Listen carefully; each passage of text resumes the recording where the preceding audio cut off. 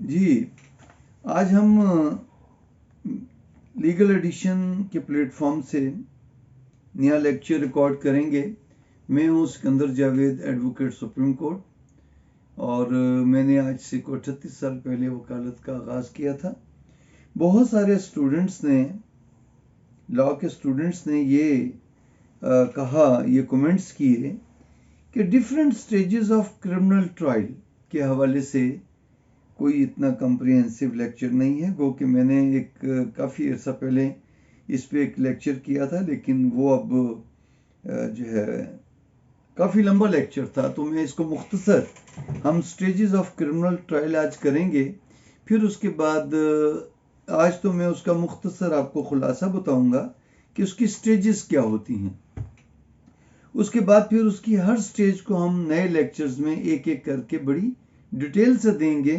तो उसके बाद आपको क्रिमिनल वकालत जो है वो आपको बड़ी उसको डिटेल से पता चल जाएगा। महारत तभी हासिल होगी कि जब आप इसको प्रैक्टिकली इन तमाम बातों को अप्लाई करेंगे। तो हम स्टेजेस ऑफ क्रिमिनल ट्रायल के हवाले से, तो मैं इसमें यही शुरू में एक रिक्वेस्ट कर दूं कि हमारे इस चैनल को आप सब्सक्राइब भी करें, खुद भी और दोस्तों से भी कहें, और इस वीडियो को ज़्यादा से ज़्यादा आप शेयर करें। हमारे इस चैनल पे काफ़ी वीडियोस जो हैं पड़ी हैं, और वो तमाम के तमाम अमली वकालत से उनका ताल्लुक है। एक वकील के पॉइंट ऑफ व्यू से, एक नए वकील को किन बातों की ज़रूरत पड़ती है, उस पॉइंट ऑफ व्यू से हमने इस चैनल को शुरू किया। तो सबसे पहला तो स्टेप है कि जब कोई जुर्म सरजद होगा तो क्रिमिनल ट्रायल या क्रिमिनल वकालत का आगाज़ वहीं से शुरू हो जाएगा। या एक क्रिमिनल ऑफेंस जब सरजद होता है तो उस वक्त क्रिमिनल ट्रायल का एक पहला स्टेप शुरू हो जाता है। तो ऑफेंस जो है वो डिफाइन कर दिया गया है सीआरपीसी में भी और पीपीसी में भी। तो जब ऑफेंस सरजद होता है तो फिर कानून हरकत में आता है। तो जब सबसे पहला जो स्टेप है जुर्म सरजद होने के बाद, वो है report of offence.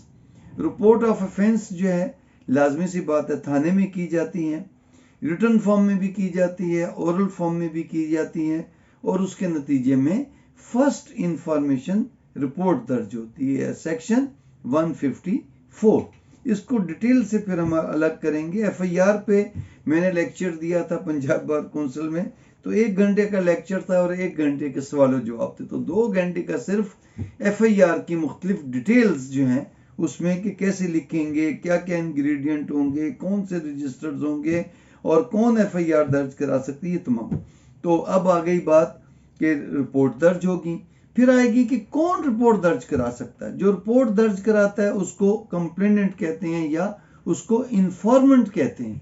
Informant, complainant और इन्फॉर्मेंट में 19-20 का फर्क है। कंप्लेनेंट वो जो खुद भी गवाह हो या ग्रीव पर्सन हो, उसके घर में चोरी हुई है, उसको कोई रिश्तेदार कत्ल हुआ है, तो वो कंप्लेनेंट कहलाता है, वो गवाह भी होता है। इन्फॉर्मेंट भी गवाह होता है, लेकिन वो सिर्फ इंफॉर्मेशन देने की हद तक होता है, उसके लिए लाजमी नहीं है कि वो अग्रीव पर्सन भी हो। उसके बाद आ जाता है इंग्रेडिएंट ऑफ एफआईआर, कि जुर्म किस नोयत का है, कत्ल की नोयत का है, अटेम्प्ट टू कमिट मर्डर है, थेफ्ट है, डकैती है, दहशतगर्दी का केस है, एंटी करप्शन का केस है। बेशुमार समुंदर की तरह इसकी मिसालें हैं। तो इनको हम फिर देखेंगे कि जराइम जो हैं किस नोयत के हैं और उनकी इंफॉर्मेशन किस तरह दी जाती है और उसकी रिपोर्ट किस तरह दर्ज होती है। उसके बाद फिर मरहला आ जाता है इन्वेस्टिगेशन का। जैसे ही एफआईआर दर्ज होगी वैसे ही इन्वेस्टिगेशन शुरू हो जाएगी।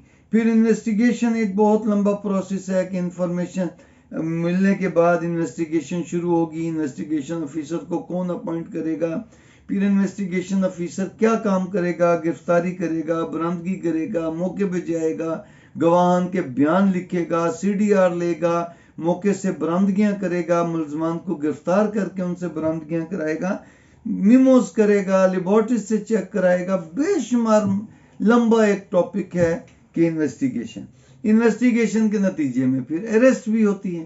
तो जब अरेस्ट जो है 2 किस्म की होगी, एक कॉग्निजेबल ऑफेंस में और एक नॉन कॉग्निजेबल ऑफेंस में। एक बेलेबल ऑफेंस होगा या नॉन बेलेबल ऑफेंस होगा। अरेस्ट हो गई तो जैसे ही अरेस्ट होगी वैसे ही बेल का प्रोसेस शुरू हो जाएगा। तो अब आप देखें कि जो एक क्रिमिनल ट्रायल का जो वकील है या जो क्रिमिनल साइड की जो क्रिमिनल की वकालत का वकील है, वकील का काम FIR दर्ज होने के बाद ही शुरू हो जाता है, या बाज लोग तो जुर्म करने से पहले भी आके वकील से मशवरा करते हैं कि ऐसी ये हरकत करनी की करिए। वकील को वहाँ फरीक नहीं बनना चाहिए, उसको इयानत नहीं करनी चाहिए, उसको मशवरा नहीं देना चाहिए। हाँ, FIR दर्ज हो गई, उसके बाद वो आते हैं कि अब हम मुकदमे की पैरवी कैसे करें। वो लीगल राइट है साइलान का भी और वकील का भी कि वो मुकदमा जब दर्ज हो गया तो वो उनको मशवरा दे, उनकी पैरवी करे। गिरफ्तारी हो गई, गिरफ्तारी होने के बाद मरहला आता है रिमांड का, physical remand, judicial remand. Remand के लिए एरिया मजिस्ट्रेट के पास पेश होंगे, वो रिमांड की क्या रिक्वायरमेंट होंगी और रिमांड के नतीजे में वो उसको फिजिकल रिमांड भी दे सकता है, जुडिशियल रिमांड भी दे सकता है, उसको डिस्चार्ज भी कर सकता है। तो ये तमाम है। फिर इसी इन्वेस्टिगेशन के दौरान एक मरहला आता है आइडेंटिफिकेशन परेड का। आइडेंटिफिकेशन परेड का फिर एक नया अलग टॉपिक आ जाता है। फिर उसके बाद इन्वेस्टिगेशन में ही फिर एक आ जाती है जी, पुलिस कुछ मुलजमान को बेगुनाह कर देते हैं, उनको चलान के खाना नंबर 2 में लिखते हैं। कुछ मुलजमान को वो डिस्चार्ज करवा देते हैं मजिस्ट्रेट से कि इनके खिलाफ हमारे पास कोई एविडेंस ही नहीं है। कुछ को वो खाना नंबर 2 में लिख देते हैं। फिर मरहला आता है जब इन्वेस्टिगेशन तमाम मुकम्मल हो जाती है, चेंज ऑफ इन्वेस्टिगेशन भी है, उसके बाद बहुत सारे मराइल हैं इन्वेस्टिगेशन के, बहुत लंबा टॉपिक है, हम इसको डिटेल से करेंगे। उसके बाद आ जाता है कि जब चलान मुरतब करता है, तो आईओ जब चलान मुरतब करता है उसे चलानी ज़िम्नी भी कहते हैं, तो उसको फिर SHO रिकमेंड करके और उसको फिर वो भेज देते हैं प्रोसिक्यूशन में। प्रोसिक्यूशन उसकी फिर स्क्रूटनी करता है, उसकी जांच पड़ताल करता है, फिर वो ऑब्जेक्शन लगा के वापस भी भेज सकता है। अगर कोई ऑब्जेक्शनेबल बात नहीं है तो वो फिर ट्रायल कोर्ट को भिजवा देते हैं। ट्रायल कोर्ट जो है वो डायरेक्ट भी बाजू का तब भिजवा देते हैं, लेकिन असूलन जो CRPC में दिया गया है कि पहले चलान जाता है एरिया मजिस्ट्रेट के पास। एरिया मजिस्ट्रेट देखता है कि वो ट्रायबल बाय मजिस्ट्रेट है, ट्रायबल बाय सेक्शन 30 है, या ट्रायबल बाय स्पेशल कोर्ट्स हैं, या ट्रायबल बाय सेशन कोर्ट हैं। तो जो उसने भी उस केस की ट्रायल करना है वो फिर उसको उस अदालत में भिजवा देता है। उसके बाद फिर अब काम शुरू हो जाता है ट्रायल कोर्ट का। ट्रायल कोर्ट में जब चलान आ गया तो सबसे पहले अदालत उसकी कॉग्निजेंस लेगी, देखेगी कि मैं ये केस सुन भी सकता हूँ कि नहीं सुन सकती अदालत। तो अगर सुन सकती है तो फिर वो उसको मुलजमान अगर जमानत पे हैं तो उनको तलब करेगी, अगर मुलजमान जेल में है तो उनको जेल से तलब करेगी।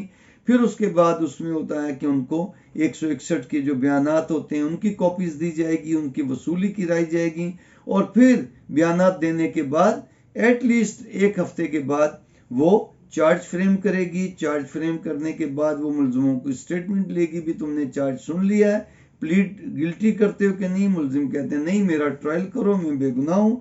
फिर अदालत गवाहियां शुरू करती, फिर गवाहियों का मरहला आ जाता है।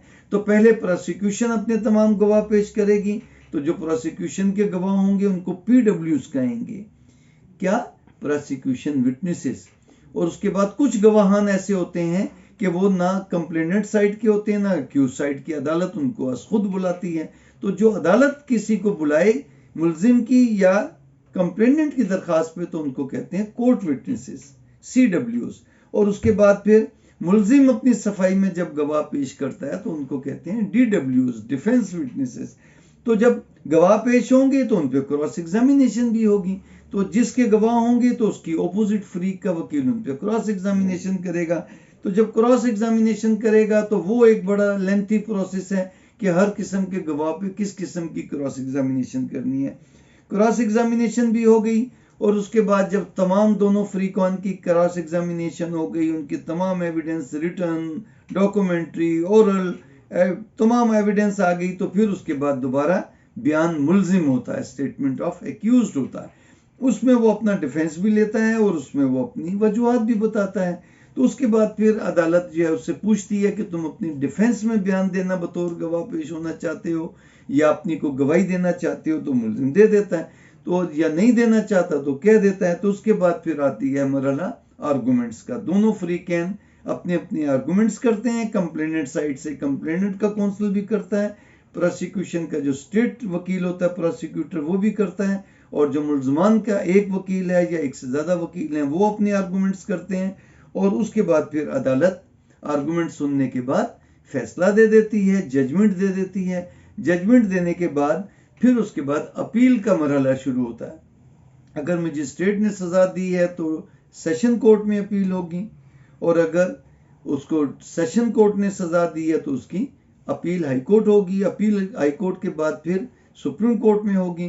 तो उसके बाद फिर अगर सब जगहों से सजा बहाल रहे तो फिर उसके बाद कोई चांस नहीं रहता, फिर वो सजा एग्जीक्यूट होती है। अपील के दौरान भी जमानत का एक मरहला है। तो हम इन तमाम स्टेजेस को एक एक करके तमाम टॉपिक्स को अलग से करेंगे। आपकी फीडबैक हमें बहुत हेल्प करेगी कि इसको किस तरतीब से करें, और आपके क्या क्या सवालात हैं आपके इस बारे में। तो आप कमेंट्स दीजिएगा, अपने सवालात कीजिएगा, और हमें आप कॉल भी कर सकते हैं। आपका अगर कोई केस है, आपको उसकी मशवरत चाहिए, तो आप हमें फ़ोन भी कर सकते हैं। मेरा फ़ोन नंबर है 0300-635-9218।